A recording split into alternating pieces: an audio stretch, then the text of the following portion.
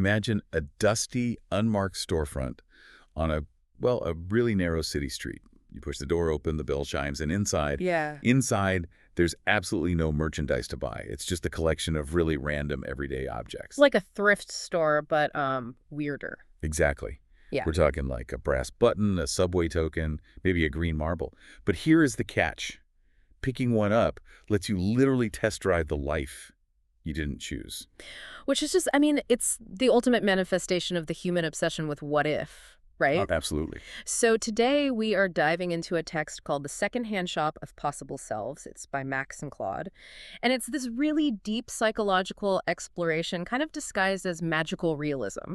Right. It chronicles the experiences of the shop's enigmatic keeper and a series of pretty desperate customers who walk through the doors looking for answers to their biggest regrets. Okay, let's unpack this, because the premise alone, I mean, it forces you to confront how much time we all spend living in our own alternate timelines. Oh, definitely. We are going to explore the architecture of that regret today. We'll get into the terrible price of nostalgia and what actually happens when you finally get to see the road not taken. And what's crucial to understand right off the bat about this shop on Vesper Lane is that it doesn't operate by, like, any traditional metrics. There are no regular hours. Right. You can't just check Google Maps for when it opened. Exactly. It opens specifically and only when someone is in a state of profound psychological need.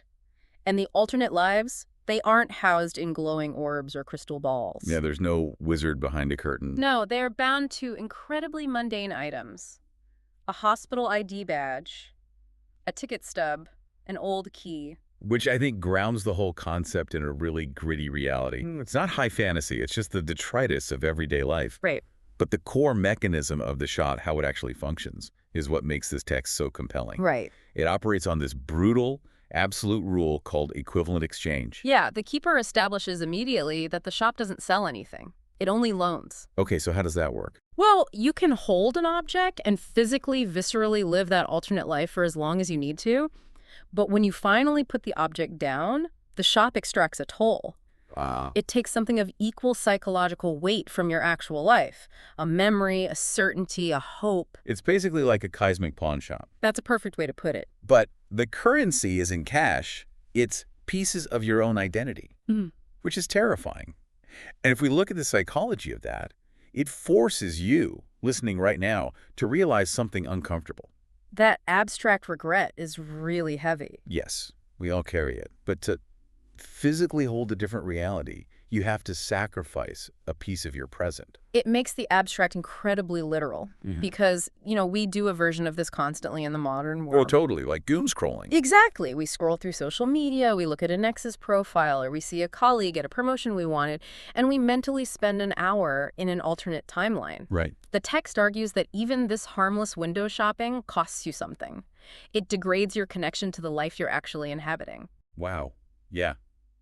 You can't dwell in a might have been without siphoning energy from what is. But knowing that terrible price tag, it raises a huge question. Who actually agrees to this? Right. Who walks into a room, gets told they'll permanently lose a memory, and still reaches for the object. Well, it requires a very specific kind of desperation. We see it in people who are paralyzed by the belief that they made one singular catastrophic mistake. They want vindication. Which leads us perfectly to the case studies.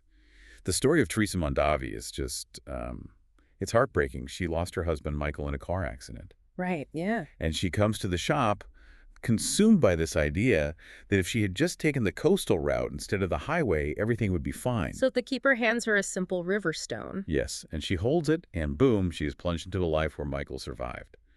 But the ripple effect is awful. Oh, it's devastating. Because they took the longer coastal route, she missed a phone call. Her mother was having a stroke.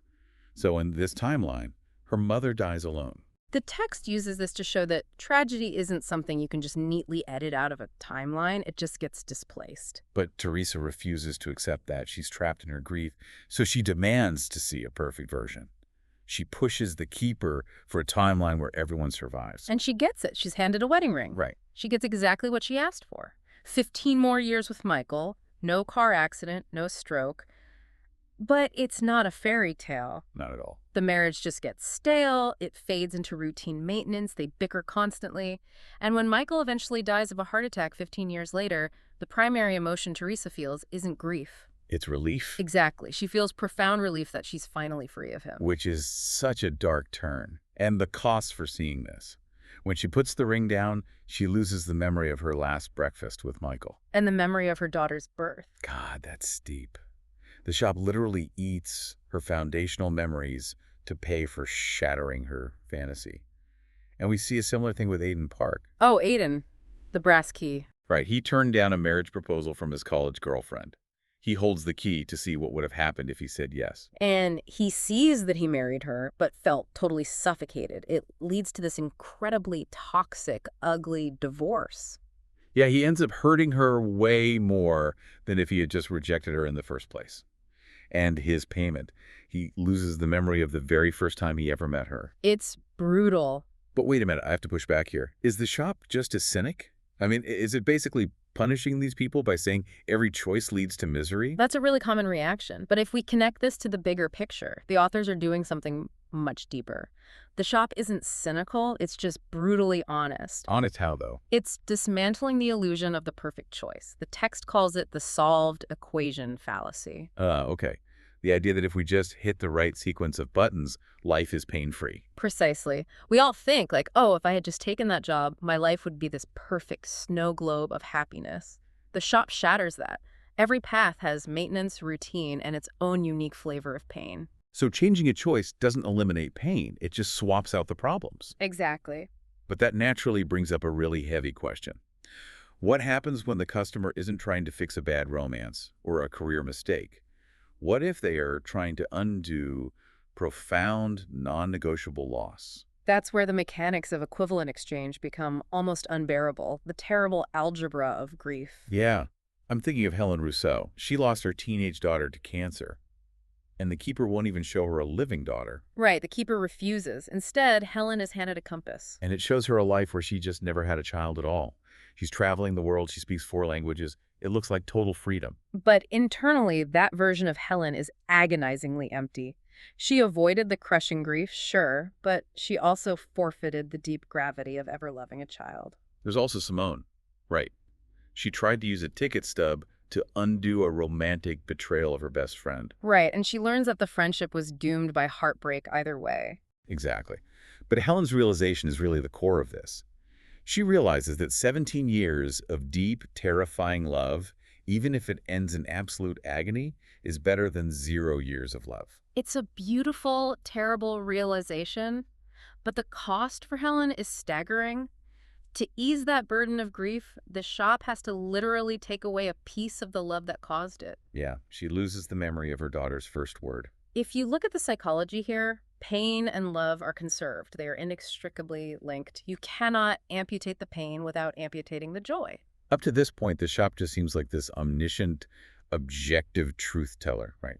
But here's where it gets really interesting. Oh, this is the massive twist. The next 2 customers completely break that assumption. We start to see that the shop might actually be totally subjective. This raises an important question about objective truth. Yeah, look at Vera. Right. Vera is this skeptical researcher. She holds a hospital badge to see a life where she stayed in med school, and she sees herself burning out completely. Which conveniently validates her real-world choice to quit. Right. But she's smart. She demands to see another version. She holds a name tag this time, based on the exact same choice to stay in med school. And she sees a version where she found perfect balance at a rural hospital. So the shop isn't showing objective reality, it's showing what they need to see. But that has tragic consequences, especially for vulnerable minds, like Richard. Richard's story is horrifying. He's a retired neurosurgeon with early Alzheimer's. He holds a stethoscope to see if he should have joined Doctors Without Borders. He sees a life where he saved lives, but died alone and bitter. But because of his failing memory, the consequence is catastrophic. His mind completely fractures. He literally can't tell which life he actually lived when he comes back. Right. He doesn't know if he's the lonely doctor who died in Paris or the wealthy surgeon in New York. The shop curates narratives. It's not a window to another dimension. It's a mirror. Imagine the sheer terror of that, holding an alternate life so vividly that your brain can't separate it from reality. It's a profound warning about the danger of living in what if. And this revelation that the shop curates subjective realities and can shatter a mind like Richard's It forces the keeper to finally look in the mirror. Yeah, the keeper has been hiding this whole time. We find out the keeper's real name is Elliot Chen, a parent who lost their 7-year-old daughter, Mira. Elliot has spent decades surrounded by other people's regret, refusing to look at their own. Until they finally break. Elliot holds their own object, a pocket watch, to see Mira alive. And the vision aligns perfectly with the psychological mirroring we talked about. Mira lives, but the relationship is suffocated by Elliot's overprotectiveness. And Elliot ends up getting a terminal illness in that timeline anyway. But the real shock, the massive twist, happens when Elliot leaves the shop. Yes, they emerge into the real world and the illusion shatters. Elliot is 78 years old. They have a partner named David, and David reveals that Elliot has been having severe dissociative episodes for 41 years. Ever since Mira died, David begs Elliot to take antipsychotic medication. It's such a tense conflict. Elliot takes the pills, and the shop's magic instantly dies. The objects are just trash again. The grand architecture of regret just vanishes. It seems like a clean clinical diagnosis. But it's not, because later, a support group forms in a church basement. And who is sitting there? Teresa, Helen, Aiden, and Vera. The exact customers from the shop. And they all possess the exact same missing memories that the shop supposedly extracted. So how do we synthesize this? Is it real magic or a shared psychological delusion? Well, there's that scene where David and Elliot walk down Vesper Lane. Elliot sees the shop. David looks at the same spot and sees a for lease sign. Right. The text argues that both realities are true. Subjective experience is reality. Think of the shop like a psychological Faraday cage. Oh, I like that. It blocks out all external rationalizations. Once inside, the only signal that gets through is the subconscious truth the customer was hiding from themselves. It's like looking at an optical illusion. Two people can stare at the exact same image and see entirely different things. But the emotional impact of what they see is 100% real. The healing Teresa and Helen found, the brutal lessons, they were real. The mechanism doesn't invalidate the outcome. So let's bring it all together. What does this all mean for you, the listener? It means life isn't about finding the perfect path devoid of pain. Right. It's about actively choosing the life you are currently in, with all its messy, beautiful flaws. You have to stop window shopping the alternate timelines. Because refusing to choose and just living in regret costs you the only thing you actually have, the present. So I want to leave you with the direct challenge, a final thought. Okay, let's hear it. If you were standing on Vesper Lane right now, the street is quiet, and the keeper handed you an object containing the answer to your biggest, most painful what if. The ultimate temptation. Yeah. Would you hold it, knowing for an absolute fact that it would permanently erase a beautiful memory from the life you are living right now?